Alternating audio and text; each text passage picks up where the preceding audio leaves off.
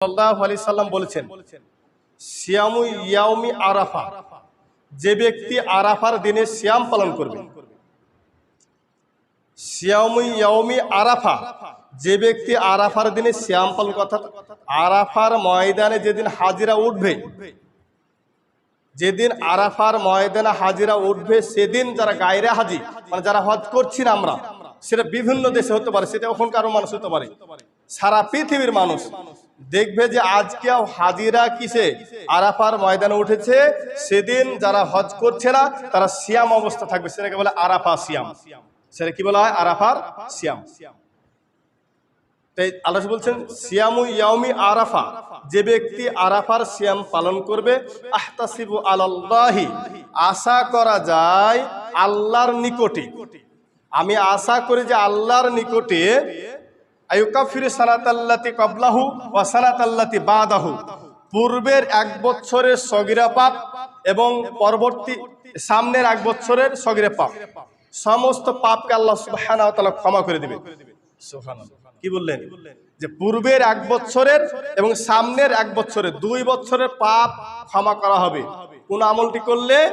আরাফার সিয়াম পালন করলে, যেদিন আরাফার ময়দানে হাজিরা উঠবে, অর্থাৎ আগামী শনিবারে আরাফার সিয়াম করছে, আগামী শনিবার। আজকে দিন যে রাত্রে আমরা সাহারি খাবো, আজকে দিন যে রাত্রে আমরা সাহারি খাবো, সাহারি খেয়ে যদি আগামী কালকে সিয়ামটা আমরা রাখতে পারি, তাহলে এই সিয়ামটা যে আল্লাহর জন্য হয়, আগামী সিয়ামটা যে আল্লাহর জন্য আরাফাতের নিয়তে, তাহলে এই একটা সিয়ামের বিনিময়ে আপনি আমি যত ছোট ছোট পাপ করেছি বিগত এক বছরের, সমস্ত পাপকে একেবারে মোচন করে দিবে আল্লাহ, এবং সামনে যত পাপ করব ভবিষ্যতে, এই সামনের এক বছরের পাপ, ভবিষ্যতের পাপকে ক্ষমা করে দিবে। এত গুরুত্বপূর্ণ একটি সিয়াম, এই সিয়ামটা আমরা আমল করার চেষ্টা করি। অবশ্যই আপনার পরিবারকে বলবেন, দেশবাসীকে বলবেন, আগামী শনিবার আরাফার দিন, আগামীকালকে আরাফা, এদিন আমরা সিয়াম পালন করি। তবে কিছু কিছু সালাফগণ এটাকে ইখতিলাফ এনেছেন যে তারা তো 9 জিলহজে আরাফার করে সৌদিতে, তাহলে আমাদের তো আগামীকালকে 8 জিলহজ হচ্ছে, তাহলে আমরা কি করব?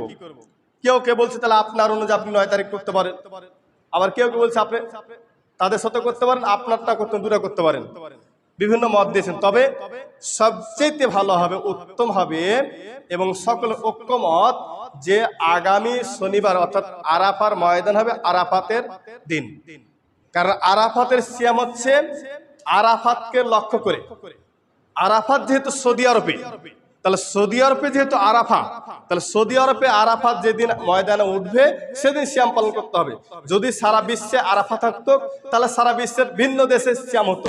যেহেতু আরাফা সৌদি আরবের আরাফার ময়দানে যদি হাজিরা উঠবে সেদিন সকলকে সেদিন সিয়াম পালন করতে হবে। এটা আমার বিশ্লেষণে সঠিক মনে করছি, এখন আপনাদের ব্যক্তিগত ব্যাপার, আপনার বিভিন্ন নেট বা বিভিন্ন বই পুস্তক পড়ে যেটা পেয়েছেন আমল করবেন, আর আরাফার সিয়াম হিসেবে আমল করবেন। তবে আগামীকালকে আরাফা পড়ছে, আগামীকালকে হাজিরা আরাফার ময়দানে উঠবে।